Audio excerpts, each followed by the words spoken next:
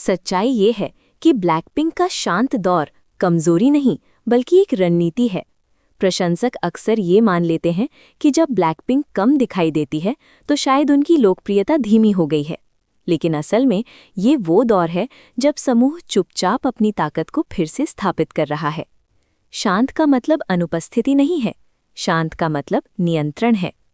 Blackpink का शांत दौर इसलिए प्रभावशाली है क्योंकि ये शोर शराबे के बजाय असरदार प्रभाव पर केंद्रित है।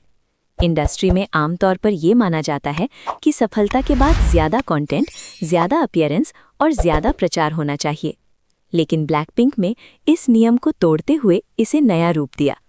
जब हर कोई उनके अगले कदम को धमाकेदार होने की उम्मीद कर रहा था, तब ब्लैकपिंक ने जानबूझकर शांति का रुख अपनाया। ये खामोशी आत्मविश्वास की निशानी है, भ्रम की नहीं। इस शांत दौर का एक सबसे बड़ा कारण ये है कि ब्लैकपिंक अपनी लोकप्रियता को बार बार उपलब्ध होने के बजाय दुर्लभता पर आधारित करती है। जब कोई कलाकार हर समय उपलब्ध रहता है तो श्रोताओं को उसकी आदत पड़ जाती है।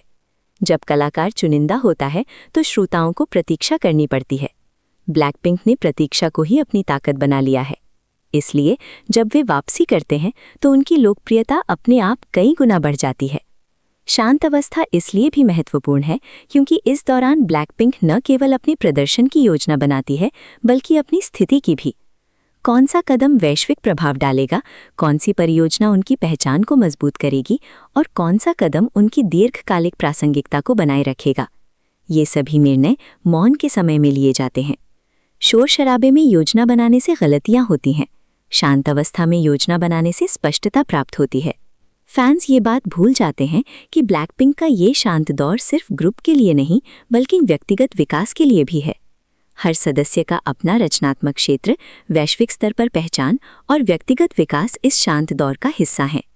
फैंस अक्सर इसे दूरी समझ लेते हैं, लेकिन असल में ये एक व्यवस्थित विस्तार है। जब सभी हिस्से मजबूत होते हैं तो पूरा समूह और भी शक्तिशाली हो जाता है। ब्लैकपिंक का ये शांत दौर इंडस्ट्री के लिए भी असहज है क्योंकि इससे प्रमोशन का पारंपरिक चक्र टूट जाता है। इंडस्ट्री को पूर्वानुमान पसंद है। ब्लैकपिंक अनिश्चितता को एक हथियार के रूप में इस्तेमाल करती है। जब आपको पता नहीं होता कि अगला कदम कब और कैसे आएगा तो आप ध्यान नहीं खोते बल्कि सतर्क रहते हैं। सतर्क दर्शक ही सबसे अधिक सक्रिय दर्शक होते हैं। इस शांत दौर का एक और फायदा ये है कि ये प्रचार को फीका पड़ने से रोकता है। लगातार प्रचार से थकान होती है। ब्लैकपिंक ने ये बात समझ ली थी कि प्रचार को सांस लेने का मौका देना जरूरी है। जब प्रचार को आराम मिलता है तो वो खत्म नहीं होता बल्कि परिपक्व होता है, और परिपक्व प्रचार ज्यादा टिकाऊ होता है।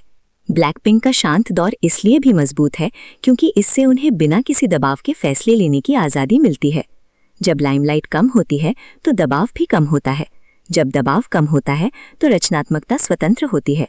स्वतंत्र रचनात्मकता से निकले कदम नकल जैसे नहीं लगते बल्कि मौलिक लगते हैं। केवल मौलिक चीजें ही लंबे समय तक याद रहती हैं। प्रशंसकों को जो शांति लग रही है वो शायद तूफान से पहले की खामोशी हो, लेकिन ये तूफान सोच समझकर असर डालता है, अराजकता नहीं। जब ब्लैकपिंक बोलती हैं तो वे सिर्फ घोषणा नहीं करती बल्कि दिशा तय करती हैं। इसीलिए हर वापसी, हर प्रस्तुति और हर फैसला महत्वपूर्ण लगता है। सबसे महत्वपूर्ण बात यह है कि ब्लैकपिंक का शांत दौर धैर्य का फल देता है। जो प्रशंसक केवल तात्कालिक रोमांच चाहते हैं उन्हें ये दौर उबाऊ लग सकता है, लेकिन जो प्रशंसक इस पैटर्न को समझते हैं वे स्पष्ट रूप से देख सकते हैं कि शांत दौर के बाद जो कुछ आता है वो न केवल शोरगुल भरा होता है बल्कि असाधारण स्तर का होता है। इसलिए ये कहना गलत नहीं होगा कि ब्लैकपिंक का शांत दौर ही उनका सबसे शक्तिशाली दौर है, क्योंकि शक्ति हमेशा शोर में नहीं होती, कभी कभी शक्ति मौन में होती है, और ब्लैकपिंक इस मौन को बखूबी नियंत्रित करना जानती है।